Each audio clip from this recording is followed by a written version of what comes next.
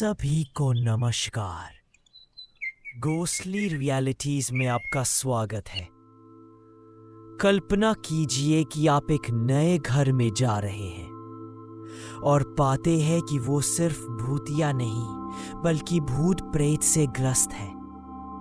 इतनी डरावनी जगह कि पुलिस अधिकारी, सामाजिक कार्यकर्ता और पादरी सब ने कसम खाकर कहा कि जो उन्होंने देखा वो सच था। यह गैरी, इंडियाना के दानव घर की कहानी है। आधुनिक इतिहास में राक्षसी कब्जे के सबसे अधिक प्रलेखित मामलों में से एक।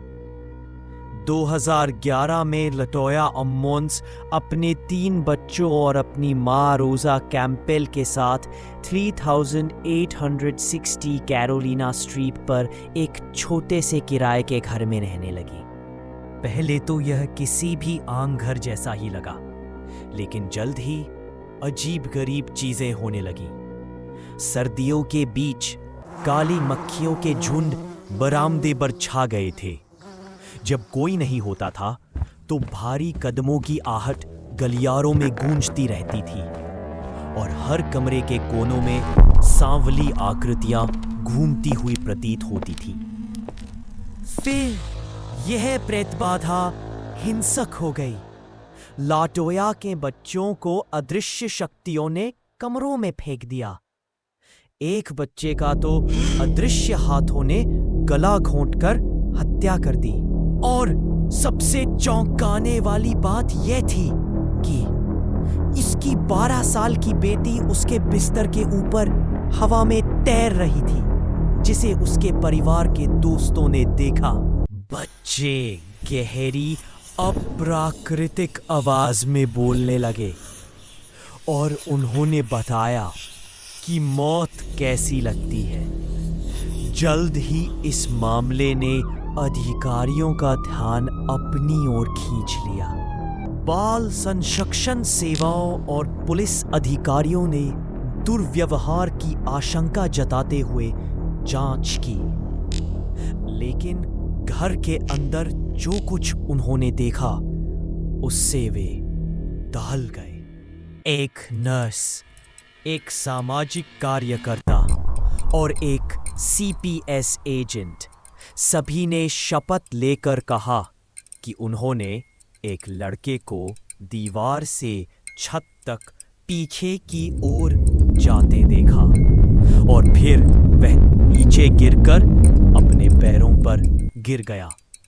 अधिकारियों ने यह भी बताया कि उन्हें पर्दे और दीवारों से तेल जैसा एक अजीब सा काला कीचड़ टपकता हुआ मिला। हताश होकर लाटोया ने कैथोलिक चर्च का रुख किया। स्थानीय पादरी फादर माइकल मैगिनोट ने घर की जांच की। उन्होंने घर में गुर्राहटें और फुसफुसाहटें सुनी और खुद भी रहस्यमयी कीचड़ देखा। उन्हें यकीन हो गया कि परिवार पर हमला हो रहा है, इसलिए उन्होंने कई तरह के भूत प्रेत भगाने के उपाय किए। संस्कार के बाद बच्चों की हालत धीरे-धीरे सुधरने लगी, लेकिन फादर मैगिनोट ने कहा कि घर में अभी भी कुछ अंधकारमय स्थिति बनी हुई थी। 2012 तक अम्मोन्स परिवार हमेशा के लिए घर छोड़कर भाग गया। उनकी कहानी ने मीडिया का ध्यान खींचा और 2014 में पैरानॉर्मल इन्वेस्टिगेटर जैक बैगन्स ने $35,000 में संपत्ति खरीद ली। लेकिन 2018 में अपनी डॉक्यूमेंट्री डीमन हाउस बनाने के बाद बैगन्स ने कहा कि अंदर की ऊर्जा इतनी बुरी थी कि इससे लोगों की जान को खतरा था। 2016 में घर को ध्वस्त कर दिया गया था।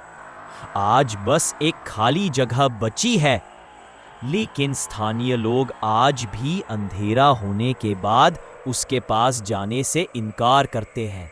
गैरी का दानव घर अब तक दर्ज की गई सबसे खौफनाक भूतहा घटनाओं में से एक है।